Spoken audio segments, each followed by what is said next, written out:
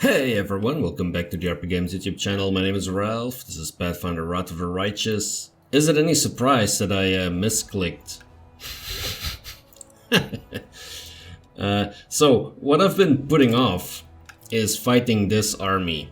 Now, at the end of the previous episode, it's not in the actual video, but right after recording I misclicked and I went here. And then it turned out to be a different army. So, what I'm gonna do now is try and do that again and hope that it's not this army that I'm facing. Let's see what happens.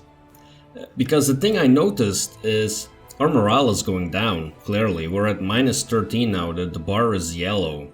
So, what I've been doing, fight a whole bunch of armies one after the other, and I think I need to space that out a little bit more.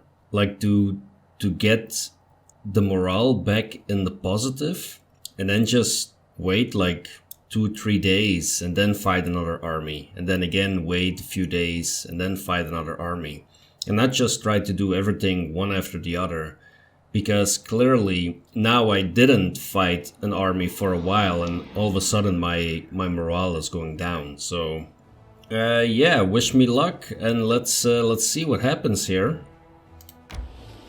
Yeah, that is actually similar to what happened before. So this is not the demon army that is shown on the screen, clearly. Let's bless everyone. And then let's start taking out some of these people.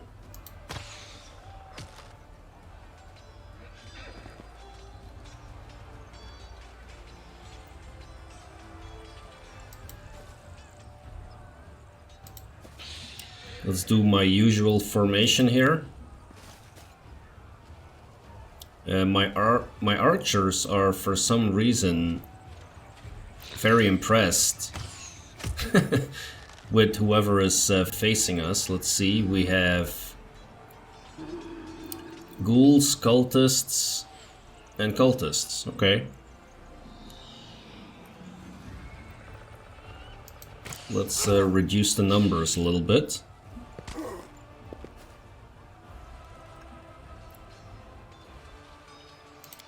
Gonna keep our fighters in place. The clerics can start hitting.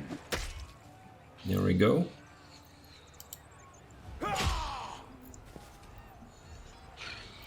Ooh, we have a movement here. What's going on? Are they gonna try and flank us? They might. Let's take down the big chunk here.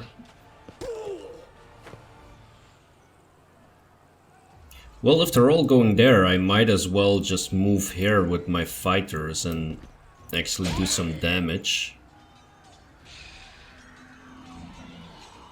This is the knights. There we go. Yep, they are doing exactly that.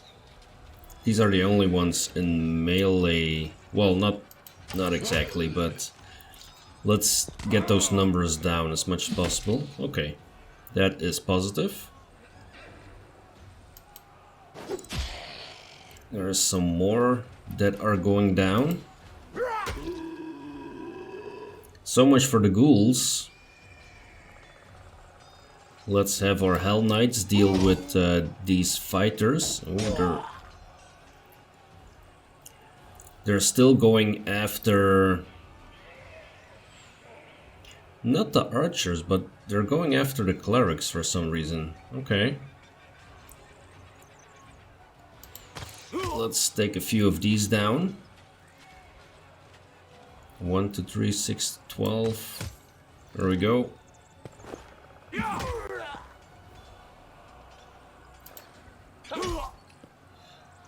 And these are the cultist fighters, I think. They have a bit more armor, it seems.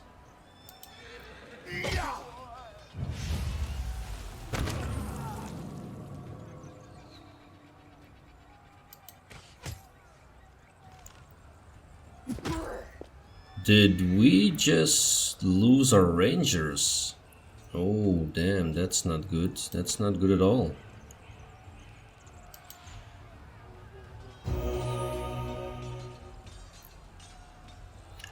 Hopefully we get those back. I don't know if that happens. But we did lose them.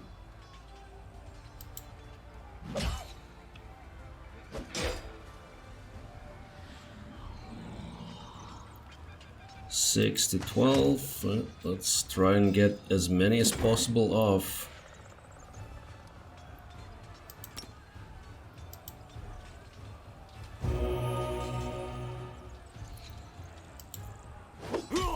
So we can just keep casting heal.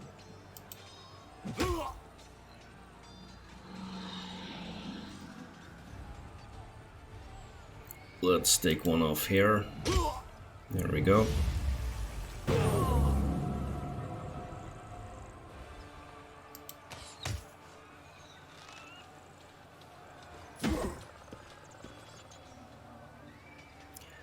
Ooh, our footmen are running.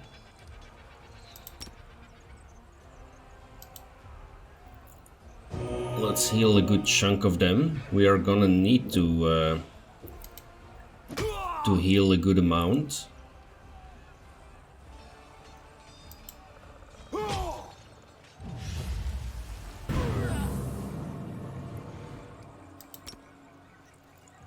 Let's heal our Hellknights as well.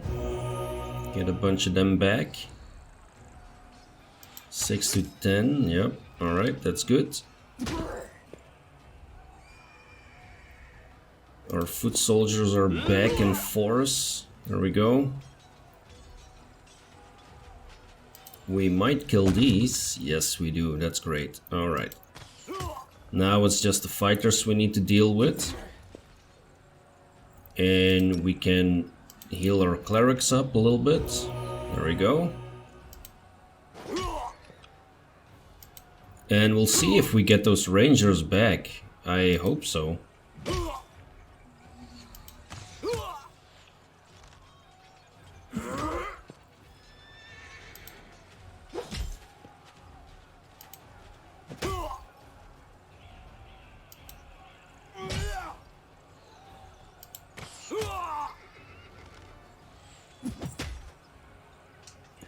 So they're not going to do an enormous amount of damage. So now it's just basically cleanup duty.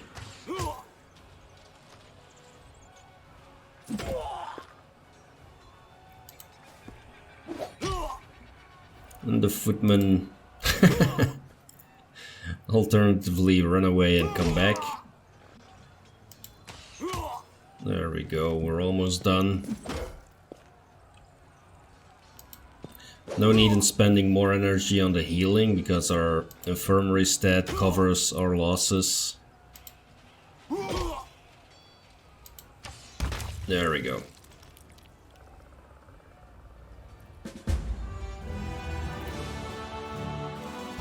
Units replenished. Yes, we do get our archers, our rangers back. Okay, that's good, luckily. The cultists protected their caravan of valuable supplies to the dead, but the crusaders prevailed. It seems that the demon worshippers plundered the treasures from nearby Sarkorian ruins. 1500 finance points. Alright, so what... So there is still this demon army here, which I don't get. What happened here? The morale is still at -13. That's a bit odd, I think. We can still move. There is a level 2 army there. And a level 2 army there. Let us move towards Heaven's Edge and see what happens. Okay, so we could actually liberate this encampment, I guess. There is still no oh, actually we do. Oh, we have mercenaries now, really. We could recruit them, but they're super expensive right now. So we're not gonna do that. Yeah, that's very expensive. This, I mean, I might even consider more Hellknights, to be honest. It's a lot though, but for 17 of them, yeah, why not? Let's just do that. and then see where they end up. Probably in Canabras. It's this one, yep. Okay, so let's start moving them towards where we need to go. What is this actually? A primitive altar. Oh, I haven't even been here. I left some regions.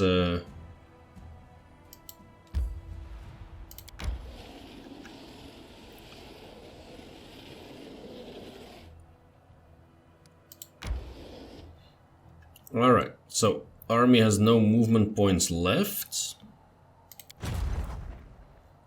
Army number 2 has only very few left. So I'm gonna leave them here for now. I'm wondering with this victory though, why the morale didn't change. That is not 100% clear to me. Let's switch to our party. And can we actually head?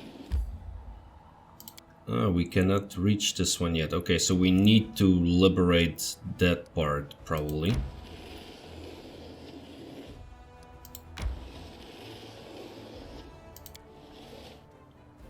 Yeah, so this is a crossing over the river. The enemy fort blocks the way. Right. So we do need to liberate that first, and I'm guessing that is where the... that is maybe where the demon army is. It's over here. Right. Okay, that kind of makes sense. So in that case... we could head to Heaven's Edge, actually. That is certainly a possibility. How about we do that in this episode?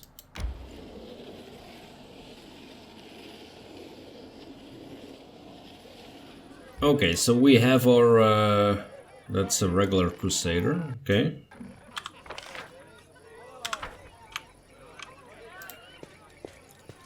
Is this where the party is going on? There is certainly going to be... Ooh. My Speech? not so numerous, but nonetheless dearest guests. About a year ago at my last birthday party, I assured you all that I nurtured a deep-seated hatred for boring people who give protracted speeches in the misplaced belief that their inner thoughts are of any interest to anyone but themselves.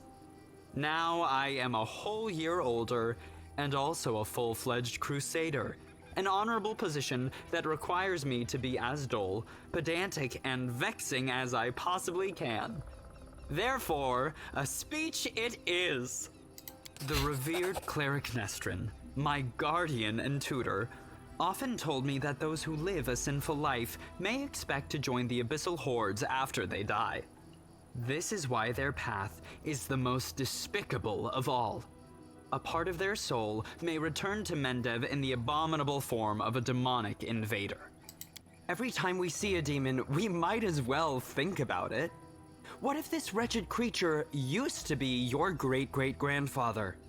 What if certain parts of this pointy-tailed beauty used to belong to your pious cousin? They say that the demons represent the sins of the souls they are made of. Succubi emerge out of lustful souls. Vandals turn into Abracandilu. Gluttons become Nabasu. I, for one, am determined to commit as many different sins as possible, so that the distributive mechanism of the abyss breaks when it tries to decide what to do with my soul. You, my dearest guests, will be my assistants in this complicated task. Eat, drink, and indulge yourselves in whatever vices you can.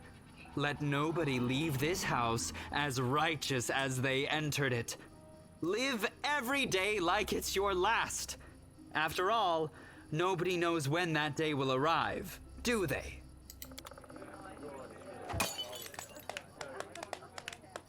Oh, there's people applauding even. Alright, here we go. Liotr. How interesting. Inquisitor Liotr whispers in your ear from behind. Ooh. Did you find anything interesting? Nothing really, I just took note of a few things. I attempted to find out whether anything unusual or mysterious has happened to the Count over the last 10 years. During my conversations with his acquaintances, 2 people noted that he never speaks of the revered Nestrin, the priest of Iomedae, who was his guardian and tutor. Yet he just mentioned Nestrin in his speech, whatever that might mean. You told me that you tried to find out if anything odd had happened to Daeran over the last 10 years. ... Some of his servants complain about strange occurrences in the house, like objects moving by themselves or candles going out. Of course, that could simply be a figment of their imagination, or magic, cantrips. It's also very well known that the Count often invites various spellcasters to entertain him, and encourages them to use their magic in mischievous ways. Practically the whole Mendev knows the story about the 3 drunk wizards and their teleportation race across the roofs of Canabras after a party at the Count's house. What I'm trying to say is that any fluctuations in residual magic at this house are not at all surprising. There was the matter of the abduction, however. A gang of bandits kidnapped the Count, hoping for a ransom, but the only reward they got was death. Afterward, the Count told everyone that he had hired the bandits himself as a joke. The other mercenary squad that freed him and executed the bandits was also in his employ. Nobody really wanted to delve too deep into this case after confirming the identities of those wretched cutthroats. There was one disturbing fact about it all, and I don't mean the Count's bizarre idea of fun. The mercenaries who supposedly freed him had also cut off the bandits' heads, after they had already killed them. Their heads were cut off? You mean the bandits who attacked Daeran? Yes. Perhaps I wouldn't have even noticed this detail had I not visited Heaven's Edge right after the tragic incident. Remember that we also found several headless bodies, both of guests and demons. We thought they had been decapitated during the fight. My companions have been finding severed heads among their belongings recently. Strangely, things like this weren't a problem before Daeran joined the party. What? That is an alarming coincidence.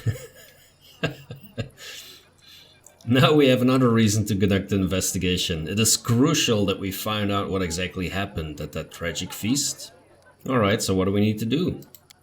Now that's the hardest part. I need to dive deep into the past of this place, which requires casting several different spells over some time. It would be very convenient for me if nobody interrupted the process, especially the Count himself. I don't think he remembers my face, but a suspicious stranger casting unknown spells might attract his attention. All in all, what I want you to do is distract the master of the house. Right now, he's playing host in this very place. I'd like to start with... Oh, alright, I understand. I know how to cause a distraction. Good luck. Come back to me when the Count leaves. I will tell you everything I managed to find out and maybe even show you something.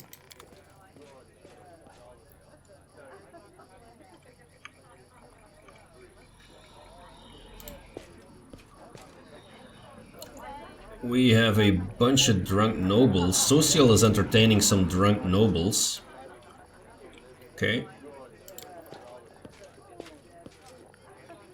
The decorative plants are in a miserable state. They've been neglected for many years. Yes. The loot, however, is in pristine condition. Look at that. Fresh onions. A jug of wine, if used creatively, may distract the Count for a while. Oh, look at that. I did that by accident. Pick up this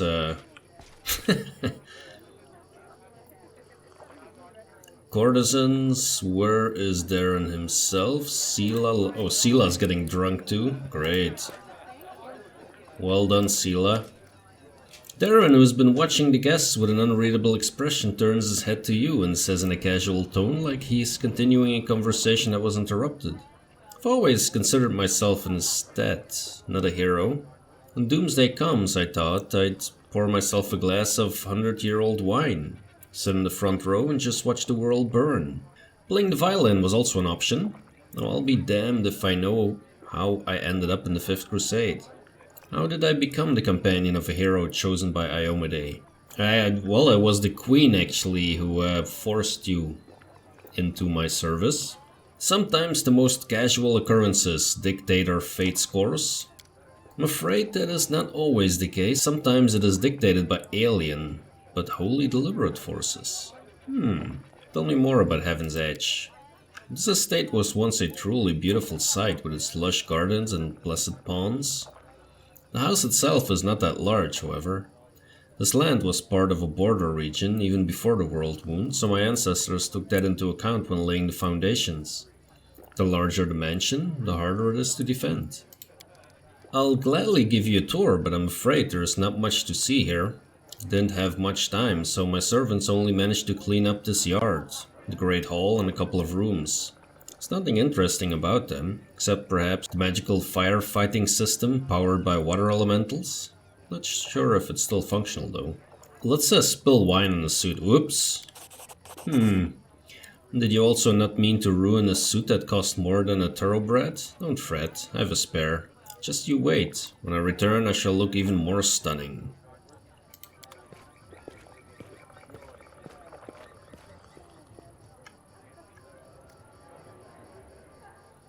Alright, where is Liotr? Let's move!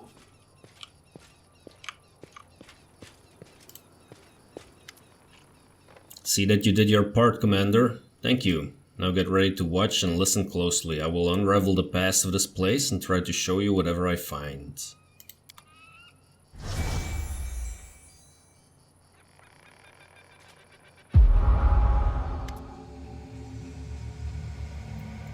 Countess Solana Arendae, the hum of voices, laughter and music fills your mind. Then the visions come. Fragmented and hazy at first, they eventually coalesce to reveal a single face. It's a woman of stunning, heavenly beauty, and her delicate features instantly tell you who she is. The family resemblance to Daeran is obvious. My dear guests, the Lady of Heaven's Edge welcomes you all today. I hope this day is as bright for you as it is for me, because on this day my only precious, sometimes arrogant, but early beloved child was born.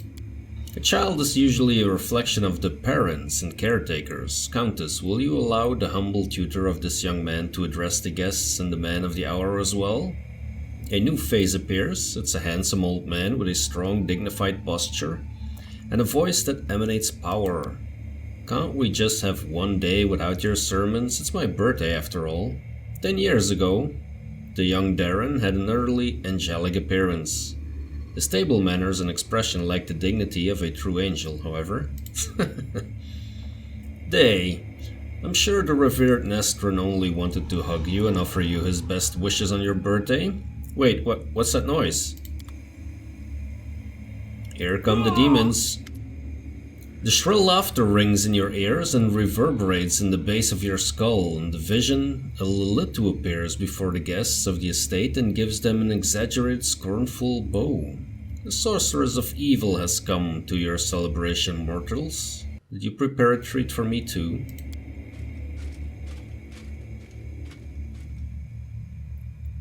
What do you want, spawn of the abyss? I've already done everything I wanted to. Hey, you, doddering cleric, look around. Did you notice anything odd? The plague is in your wine, in your food, in the air around you, in your blood. Soon you will all die. Pray to your pathetic goddess and call upon your healing powers all you want. I'm not going to help you. Nothing will help you. I will give you a chance to see it for yourselves. When I return, the grave realization will have already sunk its teeth into your throats. Oh, how I love watch mortals in their final desperate hours.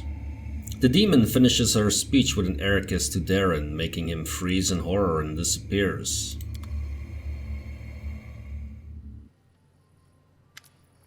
The first appearance of the disease and the Lilith, one of the many sisters of the accursed Minago. So far everything I've seen matches the official version of events.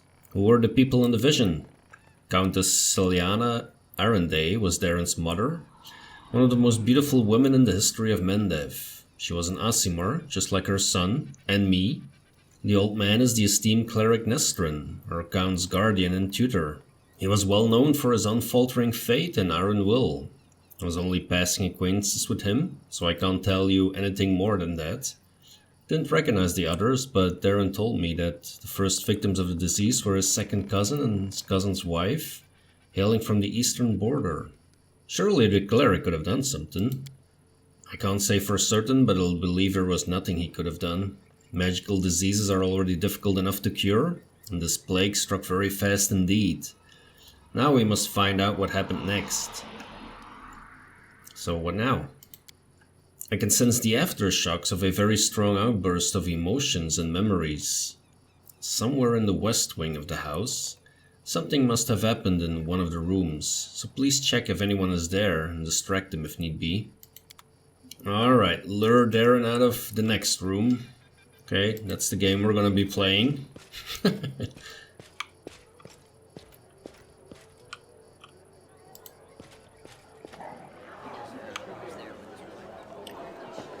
Everyone is in here apparently. We can collect even more drinks.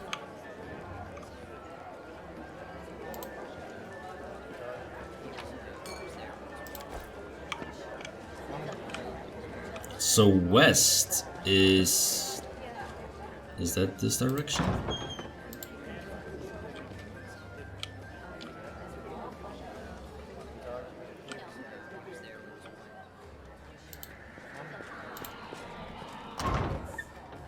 Let's just open all the doors, why not?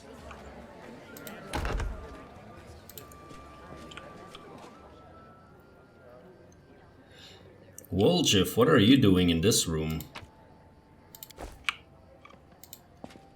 Well, let's just grab everything here first, then question Woljif. What is this? The door is sealed and looks like it hasn't been opened in a very long time. Alright. I just saw a portrait of Daeran's mom, so she was an Aasimar too, eh? Some people get a celestial bloodline, tons of money and a title, while others get horns and a slap in the face. Yep. Life's not fair, buddy. I know.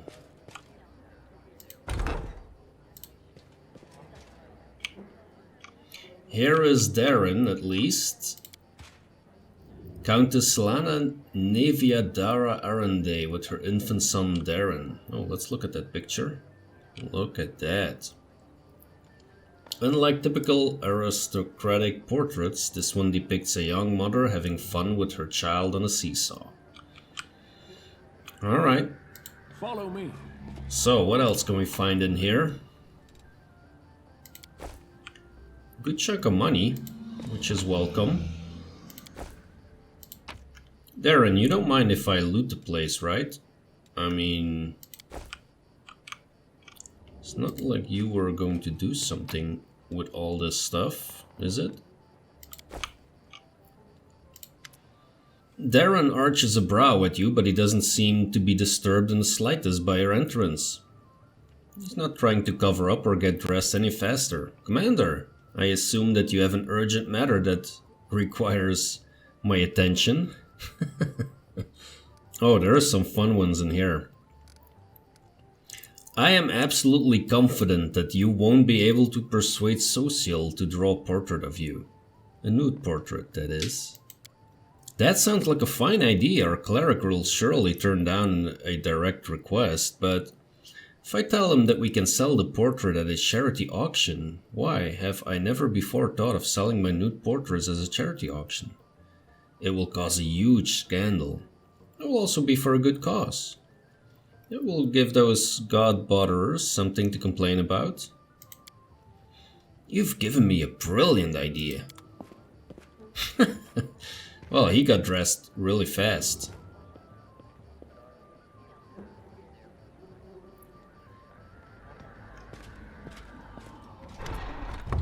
See that you're able to do as I asked. Prepare yourself, this vision might be rather difficult to watch.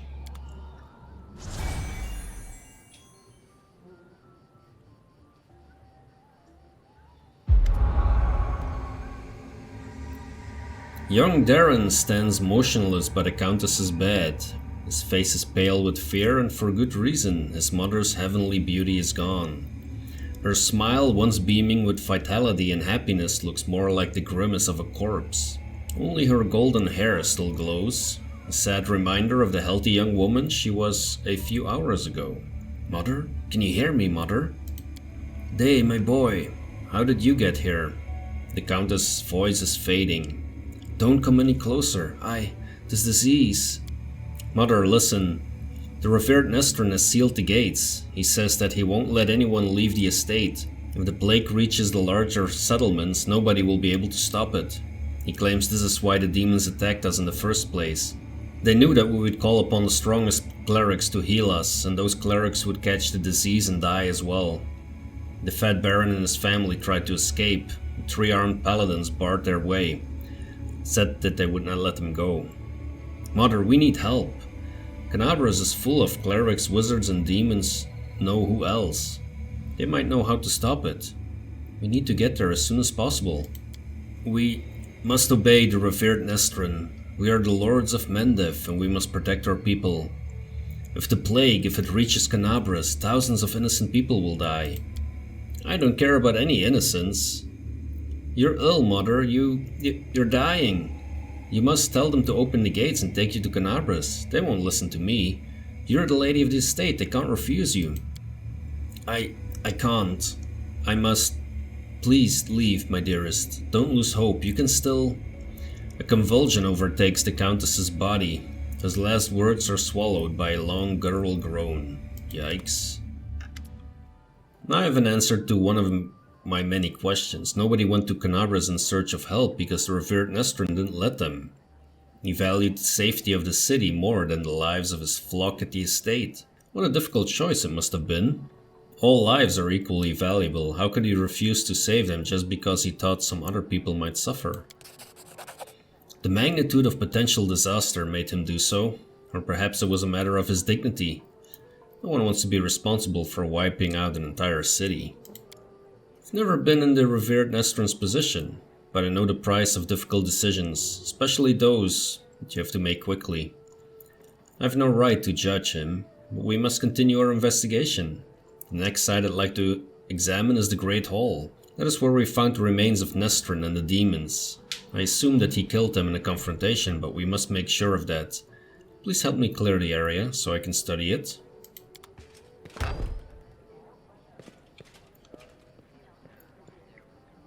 March on. Alright, Great Hall it is. Are we... Stop trying to talk me into this. You have neither heart nor conscience, Daeran. Even the noble idea of charity becomes a farce when you touch it.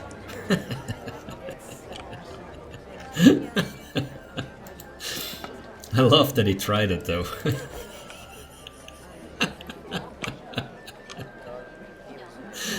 Oh, this is so funny. Hey, Social, what's up? Hey, Daeran, did you manage? Did you? There's a feverish gleam to Daeran's eyes, owing to either tipsiness or an overabundance of emotion. Oh there, Golarion. That rotter Social refused to sketch me in the nude for charity, but it didn't upset me too much. The faces he made while I was explaining the idea to him were well worth it. He looked very much like a pious matron being confronted with a talking male organ, one that was 2 foot long and being held aloft by a pair of golden angel wings. How are you enjoying my party? Are you having a good time? How about you, Daeran? Are you having any fun? Of course I'm having fun. What's wrong? You want me to spend my whole life in fear and mourning, blaming myself for what happened? Fine, let's change the subject. I thought the unique ambience of Heaven's Edge and the fact that we're on the very border of the Worldwound would make this celebration special. I thought the past would resurface and make itself known. Well, it seems even ghosts don't wish to attend my parties anymore. What can we do to liven up the evening?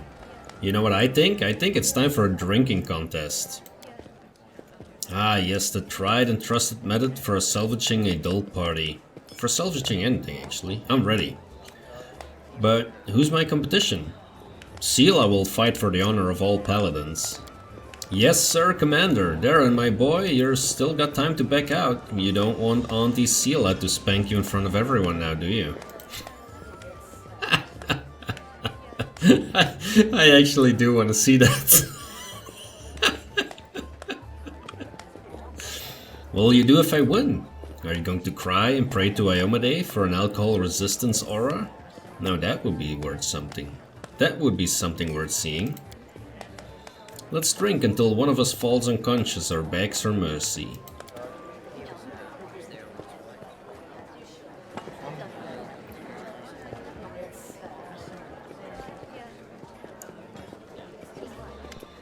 That was just a little warm-up, I say. Up for more? The fear of your inevitable defeat has already gotten the better of you, Daeran. I can see it in your eyes, boy. Come on, let's have another round. Will this be the one that knocks you flat? Falling in battle against such a worthy opponent won't even bruise my ego, especially if you carry me upstairs to bed afterwards. Seela, look, the commander himself is cheering for you. I won't let you down, just watch.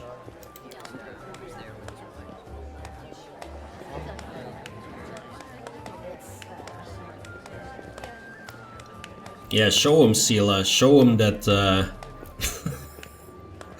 show him that we paladins of Iomedae are drunkards.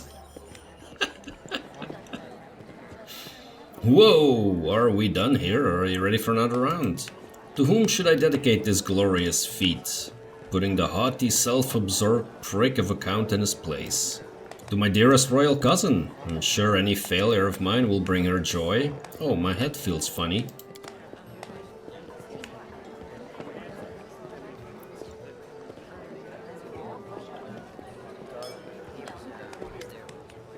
My grandfather, maybe my grandmother, put this bottle in the family cellar, and it proved loyal to the scion of the illustrious Arandaise. Why didn't I bet you'd lose? My kindness and generosity truly know no limits. Daeran looks a bit unsteady on his feet. I don't feel very well. Hey everyone, let's go back outside. I need some fresh air in my lungs. Oh, you can still run? Okay, that's impressive. Here we are again, Commander. So let us take another glimpse into the past. Why is this dog here all the time? It's not even my dog, it's Lon's dog.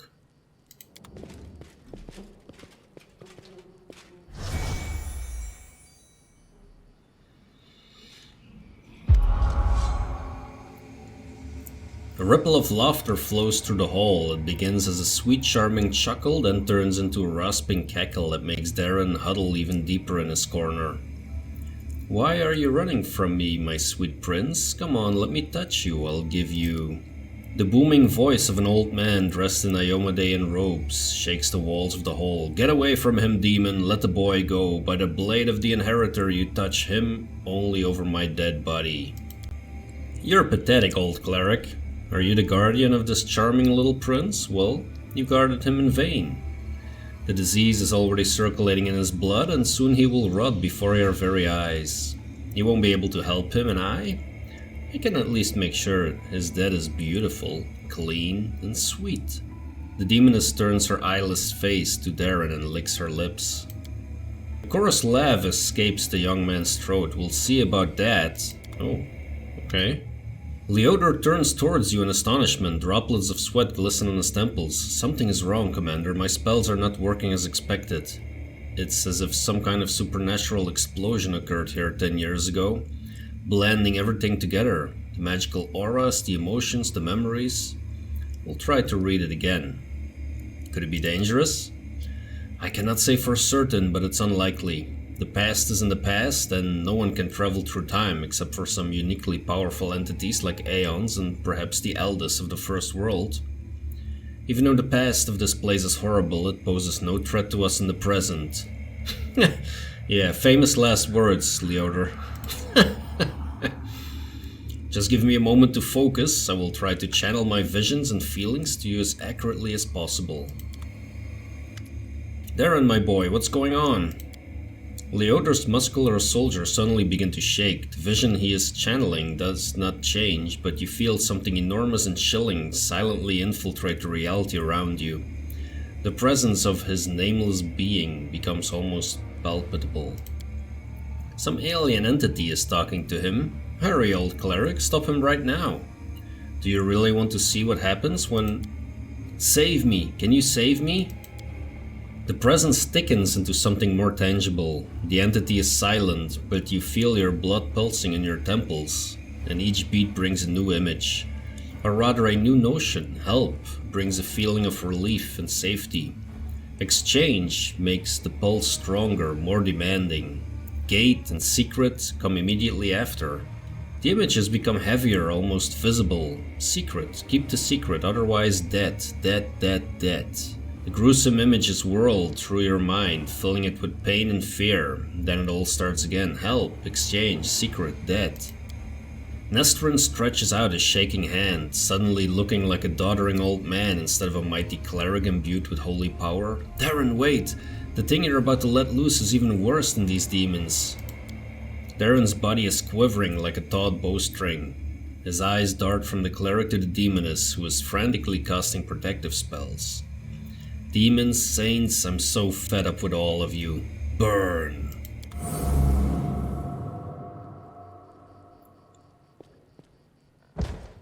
Down goes the Inquisitor. Oh boy. Liotr opens his eyes with a groan, then gets back on his feet. His legs are wobbly, his eyebrow is cut.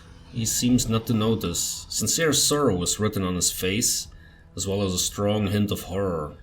What a misfortune! No, what a disaster! Everything is far worse than I imagined. You're right. The strain, the emotions, they overwhelmed me and made me faint like an agitated youngster. It's nothing really. Will not be able to cast any spells for the rest of the day, but aside from that I'm fine. Do you understand what happened 10 years ago? Yes and no. Damn it, my thoughts are astray. I will try to explain everything to you in full detail. Many living things are capable of performing the most extraordinary feats, good or bad, when a deadly threat looms over them. 10 years ago, the young count found himself cornered in every sense of the word, and he allowed some alien entity to intercede for him. Cthulhu! It frightens me that all my experiences are, as an Inquisitor, is completely useless in this case. Does not resemble anything I've ever heard or read about. This entity, I think I will call it the Other, possesses uncanny power.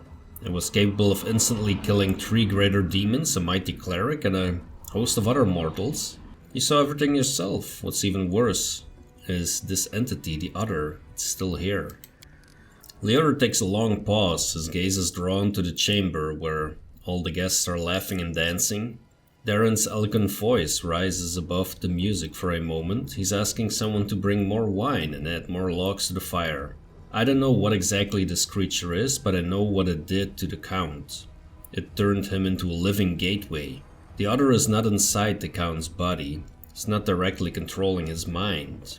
That's why there are no obvious signs of possession. But it is looking through his eyes. It treats him like a window into our world, and it can instantly step through to wreak havoc, whatever havoc it desires. Does Daeran know anything about all this?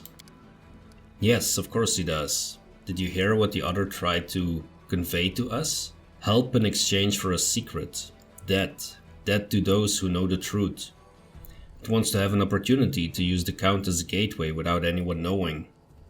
That's what made Daeran deny that he remembered anything but the conclusion of the events at Heaven's Edge. What might the Other want? This is the strangest thing about it all. Came to this world 10 years ago and it's still here, right? All this time it has been watching us through the eyes of the Count. Had it, for instance, wanted to kill Her Majesty the Queen, it would have had plenty of opportunities to do so.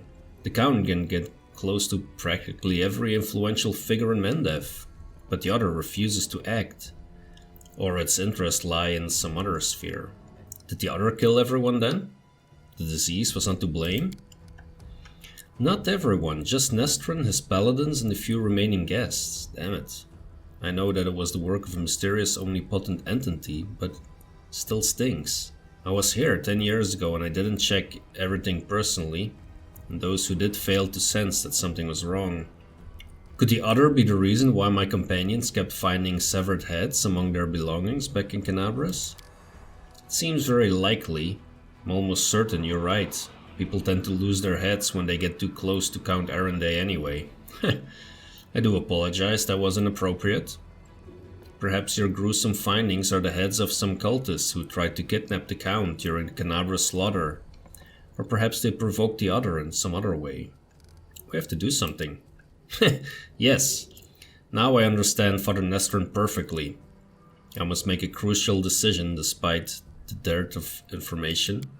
The Inquisitor falls silent for a while, then looks you right in the eye. Commander, first and foremost I must apologize to you. Second, I must ask you to keep this secret. What are you sorry for? I apologize for dragging you into this mess. You see, the other, an entity of immense power, stated very clearly that it would kill anyone who found out the truth. Anyone who knows that the Count is actually its living gateway. I suppose the secret is currently known to 3 people in Golarion. You, me, and Count Daeran. And that means... why should I keep it a secret? Because I'm gonna die otherwise, dumbass. What kind of a question is that? As soon as the Count finds out that we know a secret, the other will understand it as well.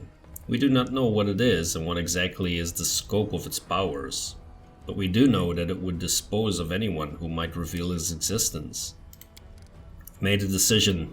I will not tell anyone about the discovery we just made, not even the Queen or my superiors.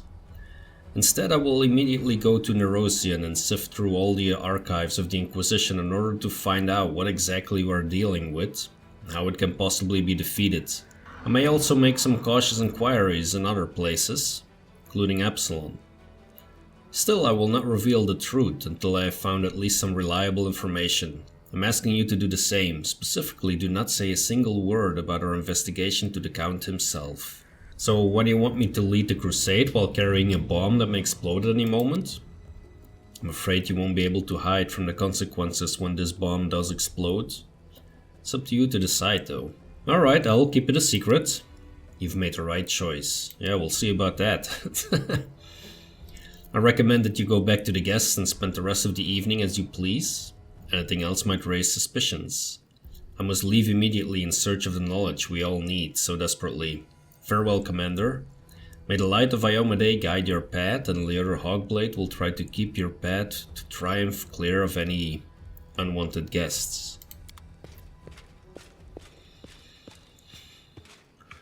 Alrighty, damn. That's, yeah, that's a big one. This door is sealed, looks like it hasn't been open in a long while, that's why I'm kneeling in front of it. There is no way to go up here, but we can still loot some more stuff. Let's see, this opens up to the front, I guess, yes. It's another door that is locked. Alright. Camellia.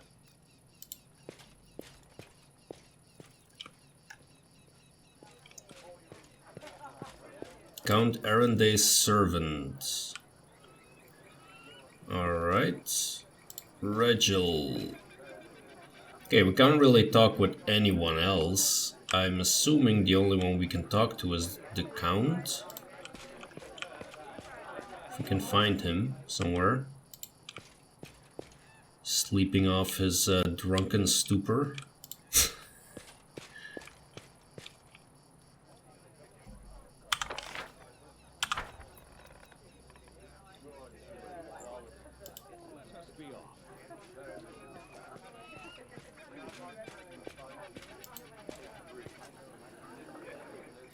Okay, so it looks like we cannot speak to anyone anymore. So in that case, I think I'm gonna end the episode. Sounds like a good spot. Thanks a lot for watching. I will see you in the next video.